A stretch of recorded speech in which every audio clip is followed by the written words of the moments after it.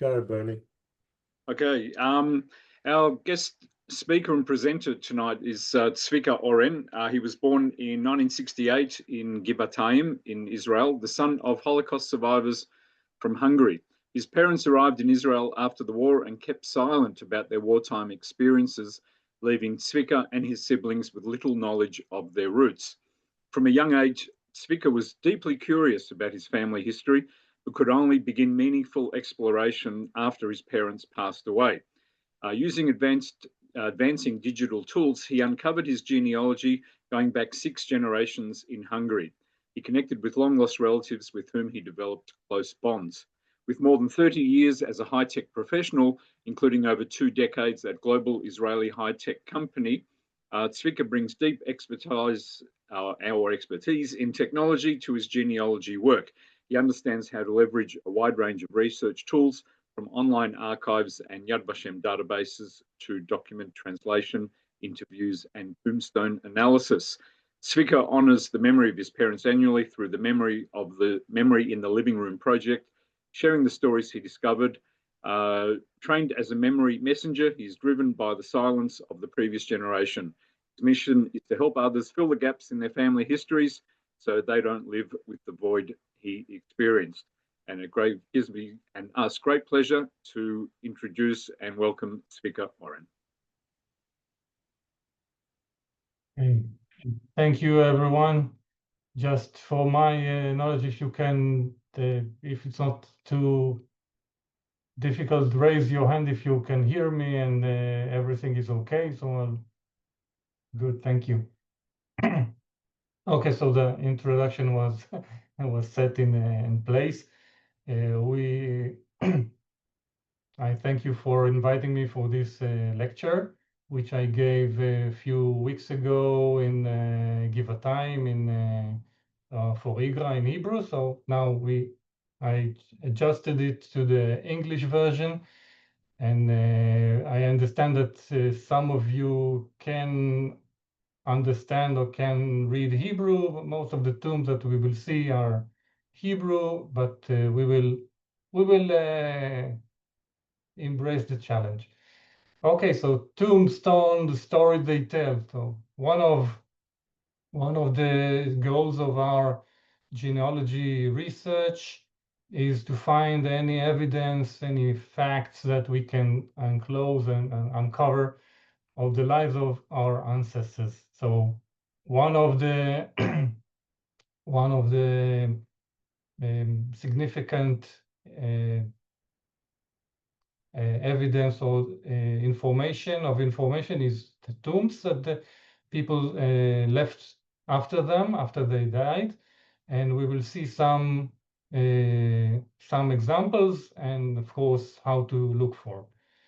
As was in the introduction, I was born almost 25 years after the war.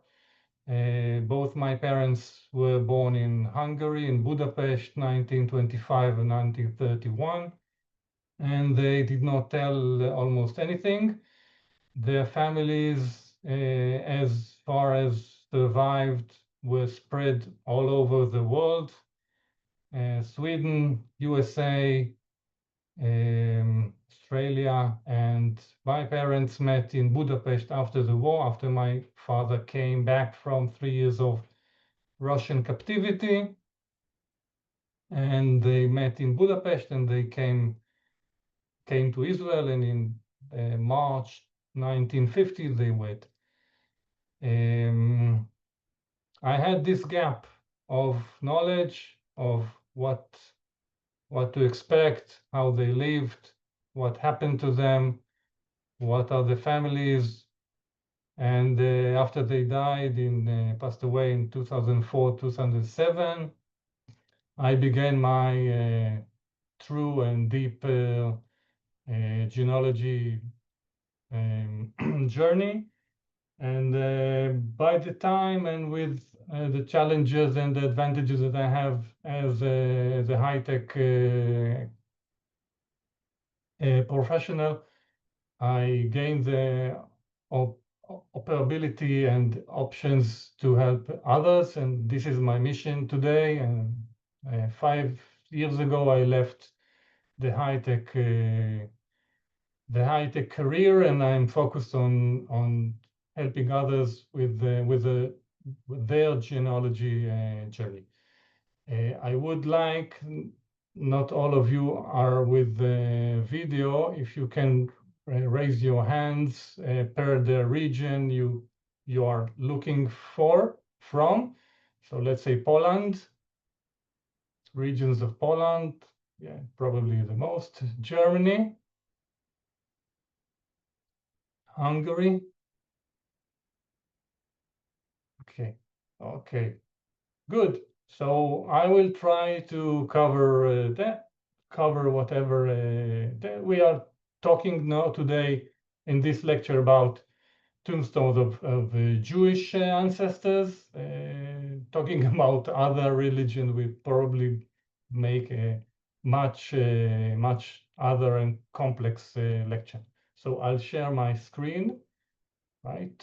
If I can. Yes.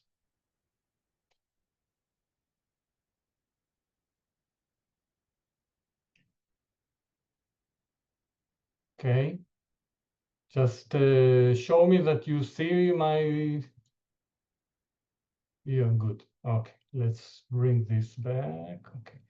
So I understand we have something like 40 minutes and then questions. If you have any question, please write it down or in the chat, and I will try to attend that later. Okay. So let's start. Tombstones, the stories they tell. So in the agenda for this lecture, we will see some examples of how Jewish cemeteries look like, monuments and memorial walls, which can have the information, some information that we can find, signs and decorations that we can find, and what are the meanings, initials, as it is very expensive to write full words, so not only on tombs, but also in letters. I had the chance of transcribing some old letter with many initials. I will show some family examples. We have tombs not only for humans. I have a few comments on that. A big chapter on how to search, because this is what we are looking for. And if we have the sufficient time, we will see some examples of romance and maybe sense of humor. So the tomb that you see now, Fülöp Mor, this is my grandfather in Kozma Utca in Budapest, in a big Jewish cemetery. We can see that there are two names, and usually there are places that more than one person were buried. So here we have Fülöp Mor. Sorry, this is not my grandfather, this is my grandfather and his wife. In Hungary, the wife changes her name not only by taking her husband's surname, but exactly the full name is changed. So her name is Fülöp Mor Nő, wife of, and there the name is Engeleva here. So this is a stone. I got the picture. This is a picture taken 20, 30 years ago. I got a picture of it today, and I can't say it looks better. Jewish cemeteries in all over the world. This is an example of Vác in Hungary. You can see on the map. The story here is that I was researching for a family with a complex, difficult story on the Holocaust, and the grandfather was buried in Vác.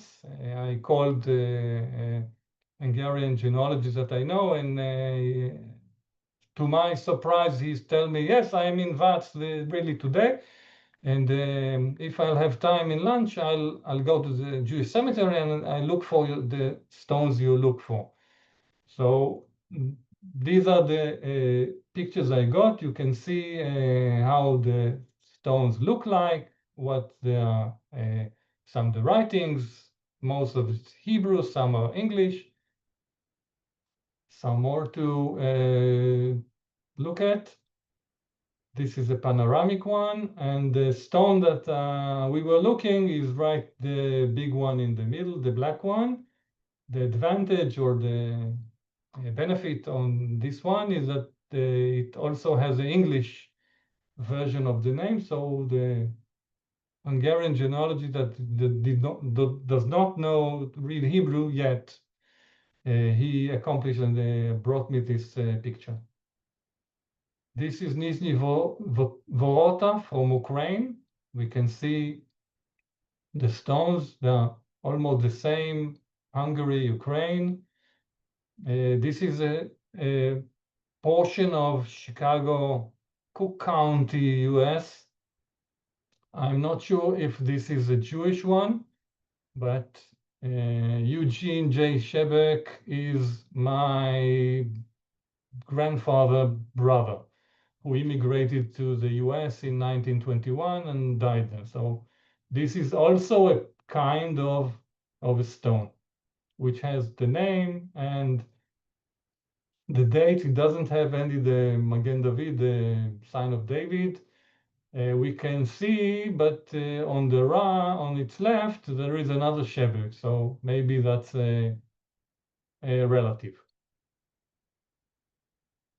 Piotrowce, Poland. This is a wall for, if you can see by the cross, it's not Jewish, but these are martyrs of First World War. And on the left, we have from Orehei, Moldova. We see a stone, and we have a list of names, and we have pictures, etc. This is another one, another example of a big one. Memorial Park of Forced Labor of Hungarian in the Soviet Union, Sarlavsky Memorial Park in Soliva. Today it's Ukraine, and this was built in 1994. There are 10,000 names here. 800 of them are Jewish who went to the forced labors of the Hungarian and did not return. So this, I have the list, and if somebody from Subcarpathia, the Hungarian from Soliva area, we can look it out. Another example of a journey, my wife was 3 years ago in France, and she sent me, oh, I have a picture for you, you will love it. And what do we have here? We have French soldiers that died, and we have here Muslim, Christian, and Jews. I took the name of Ben Benayahu Albert, and I looked it on Google, and I found the story. So this is another example of how stones look like. So now we get into the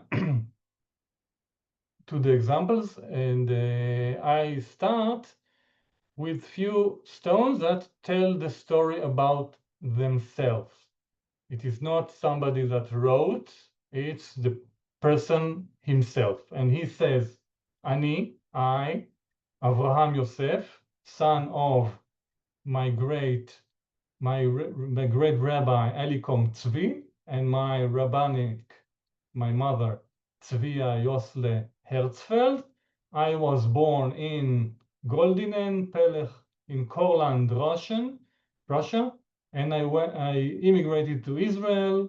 I was the second Aliyah, and I was of the establishment of Bat Yam. So, full story, almost full CV, no family, but maybe that's it. So this is an example of somebody that wrote on per himself. Another example from the US. United States Marine Corps. I managed to put on tefillin every day, even during combat in the Pacific, and refrain from eating meat the entire time. Almighty, etc. So this is something very important. No other document, I think, will tell us this story, but here is an example that we do have it. Another one, which is less easy, let's say, this woman, Shoshana Geria, this daughter of Zechariah, she says, yes, הרב היה מנת חלקי. I had quite a, I will not translate it word by word, but eventually she's saying I had a tough life, I was lonely, I don't have sons to remember me, so I put this grave so everyone can remember me. Let's go on. Oh, here we have a different, a full story as well. הבחור המשכיל, the educated guy, Yaakov, son of Yerucham Birnbaum from Krakow, 25 years old, drowned in the Titanic. So there is the date, and it says after that, and ואחר י"ב ימים, and after 12 days, his body was found on the water, and he was buried in Shavuot. So this is not only a tomb, but a story. Another story here, and this is taken from a blog called סיפורי ארץ ישראל, מצבות מדברות. You can you have all the links afterwards in the last slides. And here we have a tomb about a soldier called Nisim Maharash, which is initial for Ben Kvod Morenu Harav Shimon, or can be Shlomo. It means the family name is on the honor of one of the rabbis of the ancestor. There are surnames that are taking the full name, like Naftali, Shimon, Aryeh, and so. And here we have something more complicated. This soldier was serving under the Austro-Hungarian army, and he died. He was born in Adrianople, Turkey, and he died in Gaza. I'm not saying it. So on this tomb we have a full story, and quite an interesting, because he was from the Austro-Hungarian and he's buried in Israel. Next, signs and initials. This is a big chapter here. We can see on tombs eventually, and moreover in Israel, we can see some signs of the resistance organization, Haganah, Etzel, and Lehi. You can see here. And soldiers have the bottom here, the IDF sign, and the police. So this is also, if the tomb is coming or was made by an organization like the IDF, soldiers that died during his service, then this sign will show up, and we will understand that the death was during. There are other combination of words which are not revealing exactly how he died, but this is for us. Some decorations that we can find. So here on the right and on the left, we can see the hands of the Kohen. Yeah. And this means that the person probably was a Kohen. So nobody will invest in putting these signs. Here we have the lions and a deer or some other animal to show respect and honor. Candles, mostly for women, to show that the woman was practicing Shabbat, lighting the candles for Shabbat. So we have also this one. Here we have the candlesticks. Pamotim. Okay, exactly. Another crown and other animals like lions. Here we have signs of charity. The hand that gives the coin, also here. And 2 candles of Shabbat to bless on. So this is also to show respect that the woman was practicing the Jewish practices.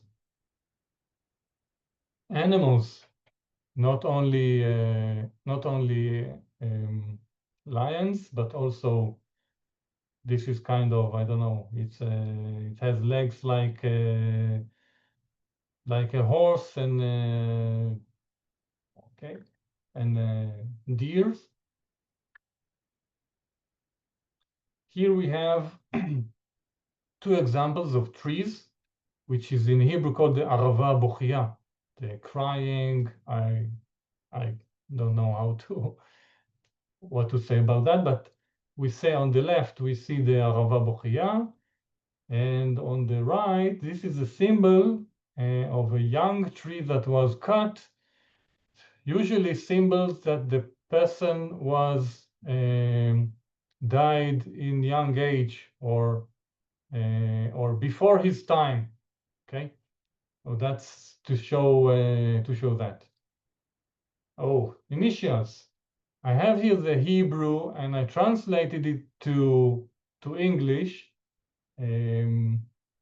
Let's try. Okay, so here on the right we have two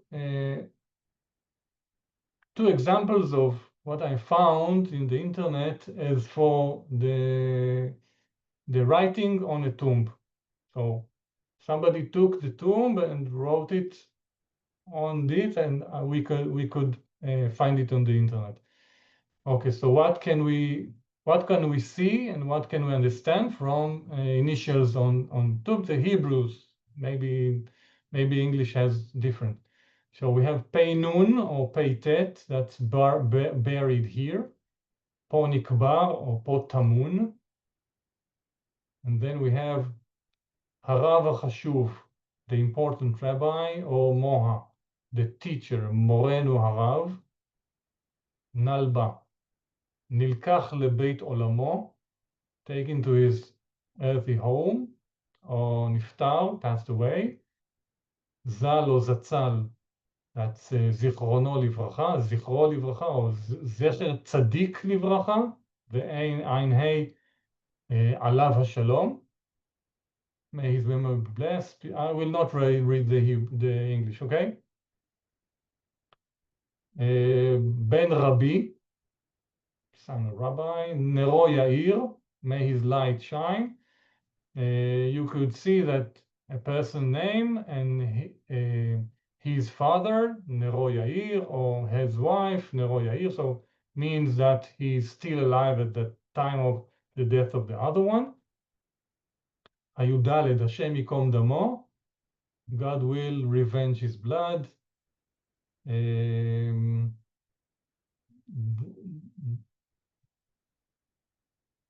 David HaMelech, Alav Shalom, for people that are from the roots of David HaMelech. There are people that know that they are. I don't, but okay. Abad Dekak, Av Beit Din, Chief Justice of Community Dekak,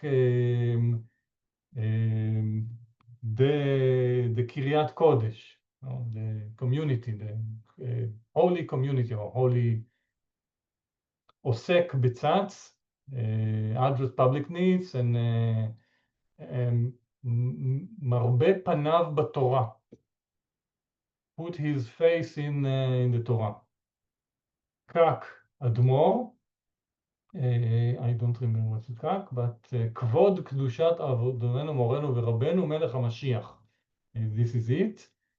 Okay, so the glory of the holiness of our Lord, etc., etc. Maog, זה מאור הגולה. Maor, the exile, it's the light of the exile. We have Ashak ובשק, Holy Shabbat Kodesh, ערב שבת קודש ושבת קודש, Holy Shabbat.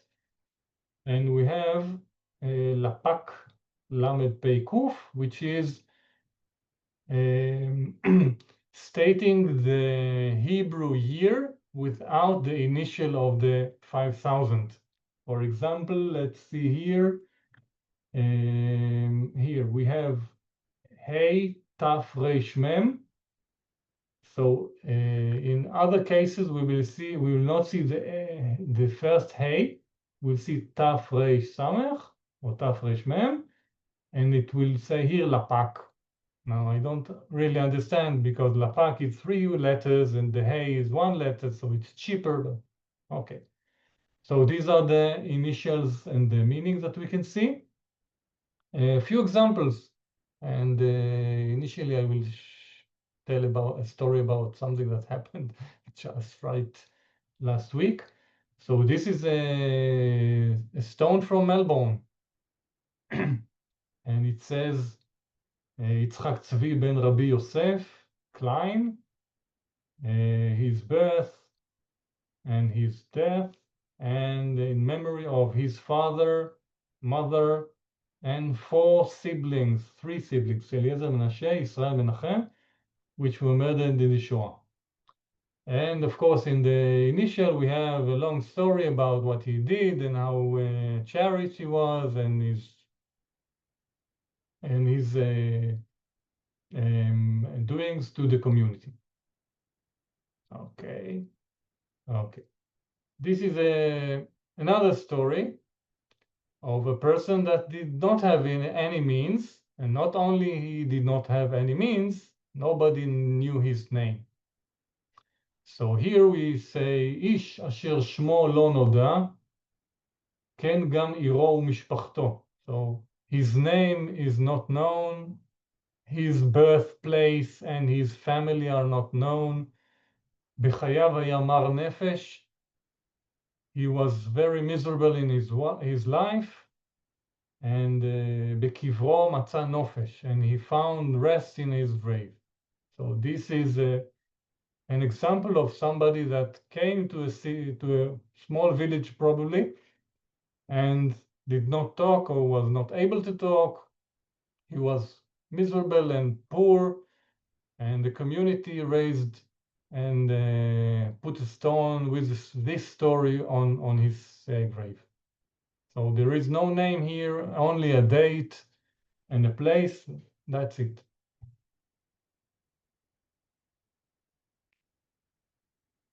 This is an example, a very good example for us, the genealogists, because we look for as many details as we can. And here we have quite a lot of family tree. We will see some other like this. I will not read it because it's very long, but this is something that you can find.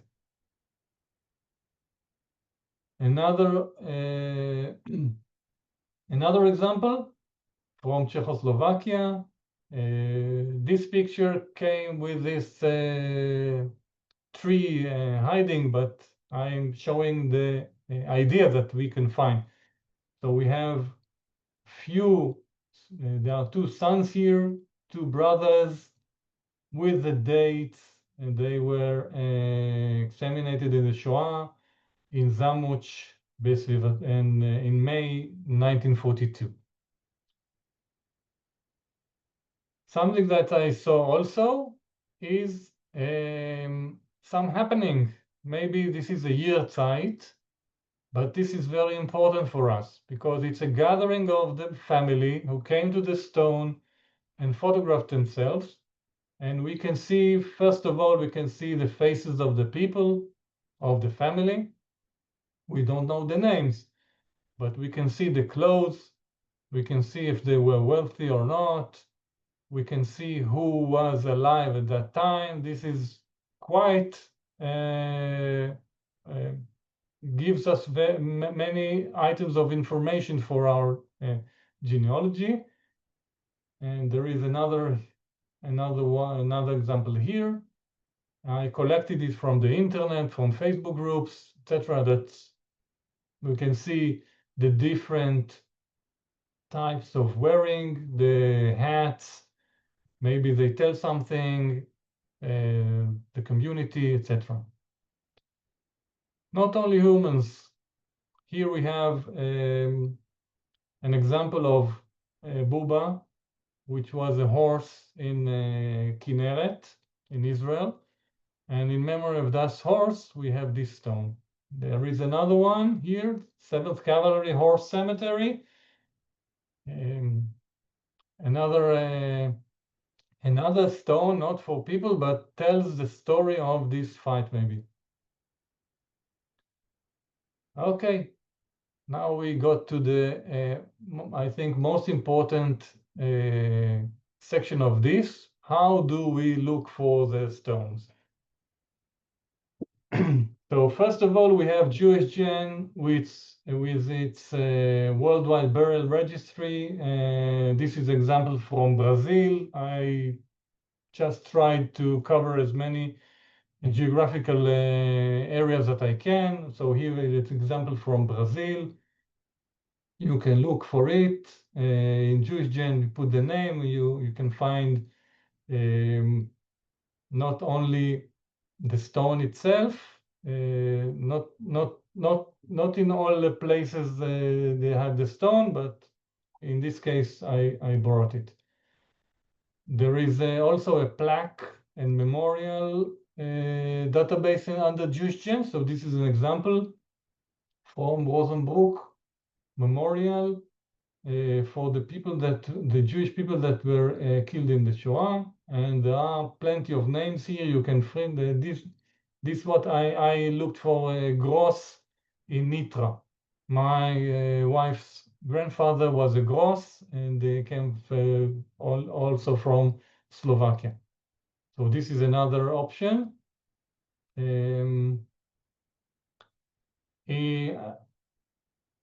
addition, in JewishGen, we have the Kehila links, and this is per place, and you can look at religious. For example, this is Gyöngyös in Hungary. Gyöngyös interests me because this is my step-grandmother, and under the Gyöngyös, on the religious part, you can find stones from the area. I was also I participated in a project with Marshall Katz. I don't know if you know him, but he was doing some journeys to Subcarpathia, and he managed to take photos of the stones in 650 Jewish cemeteries in all that Ukraine area. And my interest was in one of the villages, so I took myself to transcribe Izhnice and some other villages, and you can look at it in the religious section in the right Kehila links in JewishGen.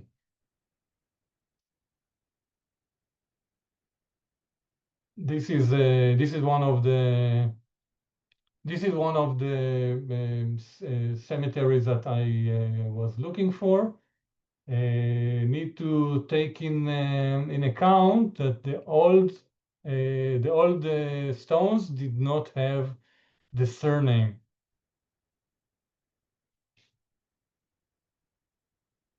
And of course, the picture maybe is not in the good condition, etc. Billion graves, another option of worldwide cemetery search. Find a grave, another one. cemeteries under family search, the Mormon site. You can do some search on here as well. And I'm moving to Israel. Israel is quite a small country, let's say, but maybe not too much cemeteries. But even though it is not easy to find a tomb in Israel because not all the database have all the tombs. I'm not talking about the new ones, okay? I'm talking about what, for example, if I'm looking for somebody who died before 2000, I will need to go over few databases and try to understand, try to look for, and even though it may not be there.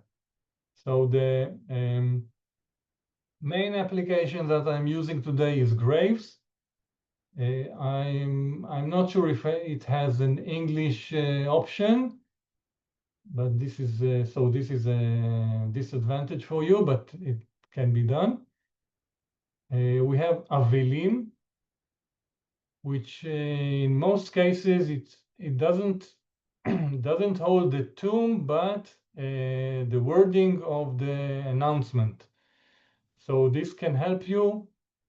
If you look for a name, you can find the announcement in case the family published it in Avelim. It's not only in all the newspapers, but in Avelim. I found in this way few families and with the address and with all the generations. So this is something that can be quite good. We have the atar called Neshama. I'm not sure how updated it is because I think it stopped. But here we have 2016, so maybe. So that's another option. We have databases which are a specific cemetery. So here we have Har Zeitim in Jerusalem. It's a very good site because it gives you much information. And at the end, you can also see other names or other tombs in the cemetery with similar names. So you can find a family of tombs there. In case the tomb is not photographed, you can ID that. I emailed them and they try to do something. I don't know, don't remember what is it, but you know, going to Har Hazeitim, it's not easy.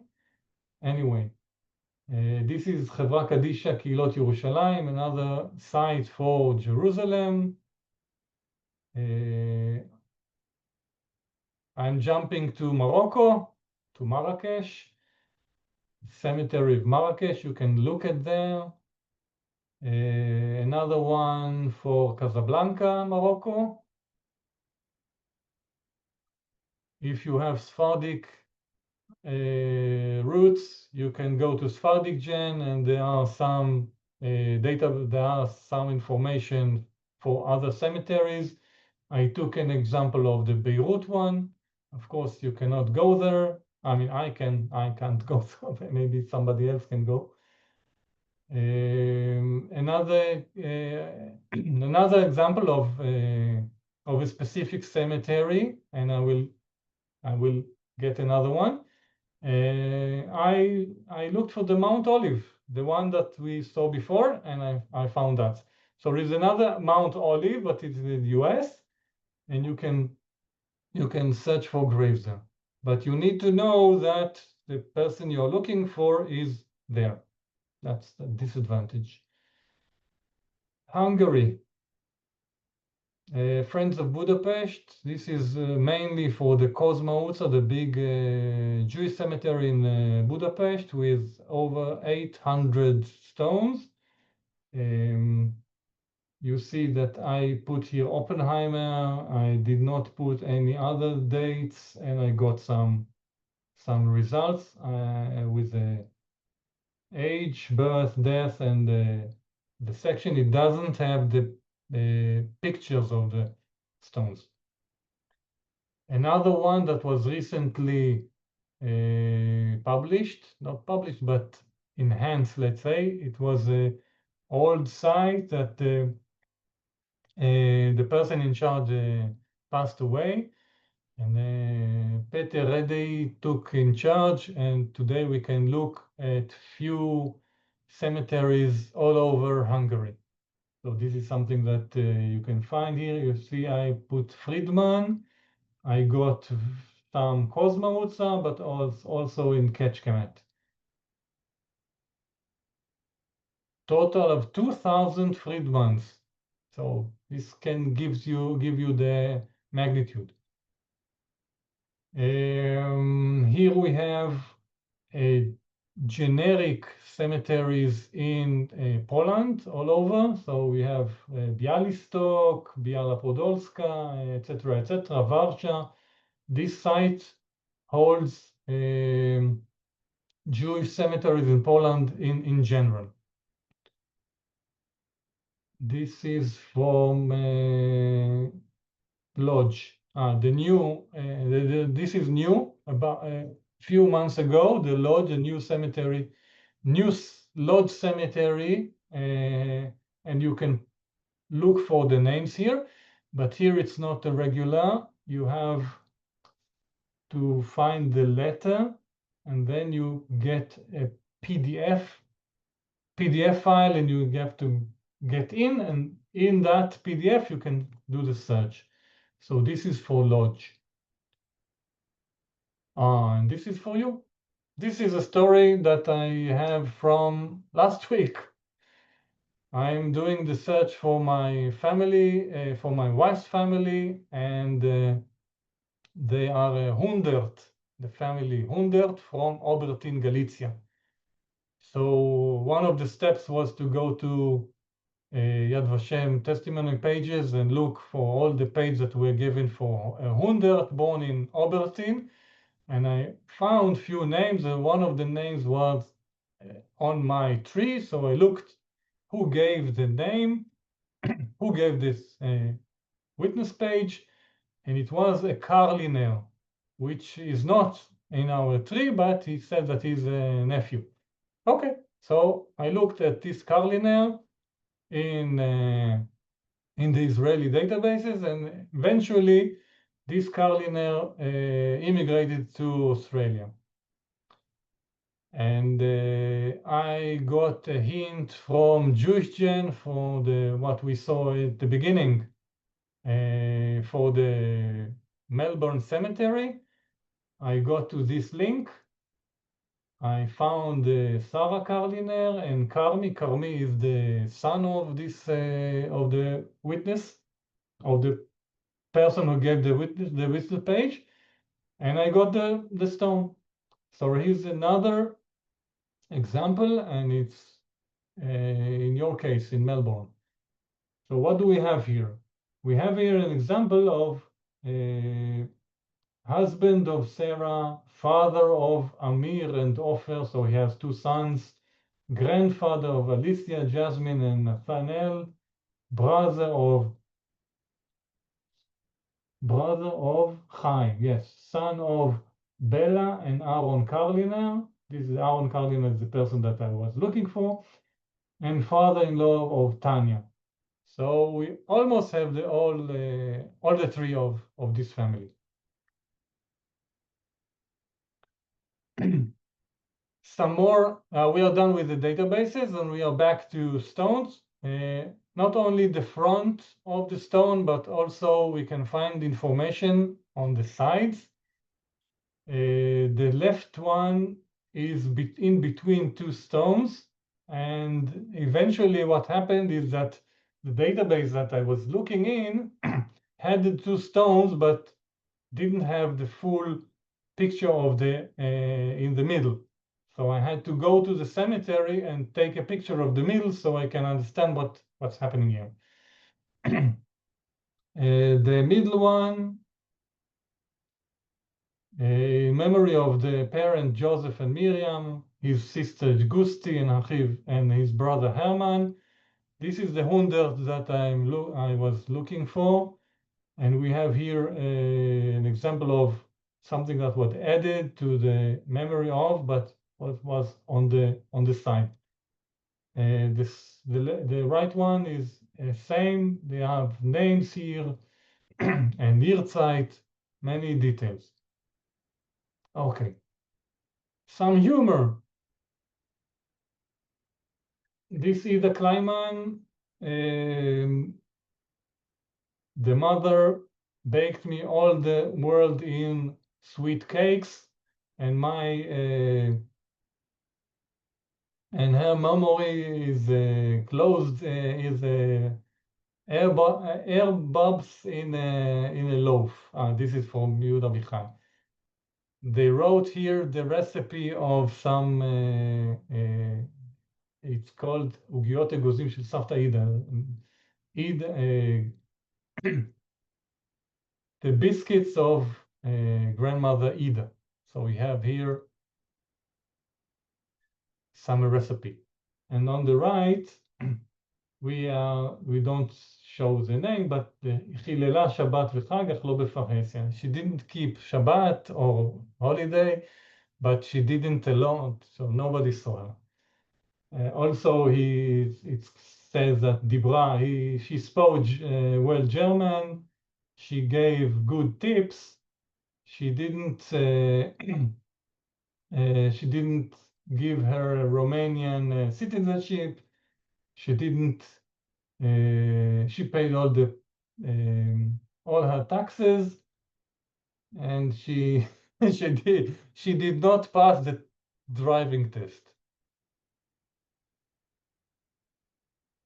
More examples here. I will not tell everything. The middle one with the two stones with the hand. This is a old known story, and not Jewish, but the issue here is that the husband was Protestant and the wife was Catholic, or vice versa. Doesn't matter for our engagement.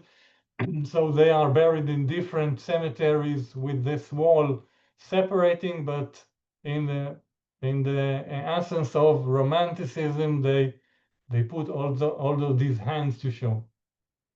On the right, you have all kinds of. Okay. So we came to the end. 42 minutes. Good. These are all the links that I used in this lecture, and I will send it also. You can have it here. We talked about the cemetery Vats. There are a book of initials of Avram Yitzchak from 1926. I got it from there. And we saw the Jewish Gen, Billion Grave, Find the Grave, Avelim, Neshama, Mount Ovis, out of Morocco, Casablanca. And just recently, groups, Facebook groups. Restoring and preservation, cemeteries in Europe, digging, Jewish grave of celebrities. There are plenty of groups with extreme pictures here and there. I went just to look at, and I wasn't my piece of cake. Symbols and meaning, you can see other more of the same that we show here. And the last one, the 13, I just added today, the Chevra Kadisha Melbourne, which I told you the story. Okay, I will stop sharing, and let's go to the chat and see what were the questions. Willow trees, thank you. Pnina, thank you. Weeping Willow, yes. My mother family from Częstochowa, Poland used to go to the cemetery and have a photo taken when somebody was leaving to go away. Okay, something like a farewell ceremony. Right. Okay, if you have any other questions, please, I don't know, Max, you. Well, if anyone has a question, please indicate. Yes, Terry. Hi. That was fantastic, Zvika. So last Thank you. year I went to Poland in search of my family's history, and I went to the Jewish cemetery at Danska Wola, where my great-great-grandparents are buried, and I knew about that. And one of the ways I found out that they were buried, I don't know whether I should mention the person's name, but there's he's a professor in Israel whose family also originally come from Danska Wola. And he has a database of all the names of Jews who are buried in Danska Wola Jewish Cemetery, but he only releases them to descendants of those buried there. So that was how I was able to get them. I'm just wondering what your thoughts are, that if you have such people who, in a sense, are custodians of those buried in Jewish cemeteries, whether they have an obligation to put that information out, say, on the internet, or simply make it generally available. At this stage, this person seems very reluctant to do that, and I don't think that's such a good idea. So I just wondered what you thought. My opinion is share, share, and share.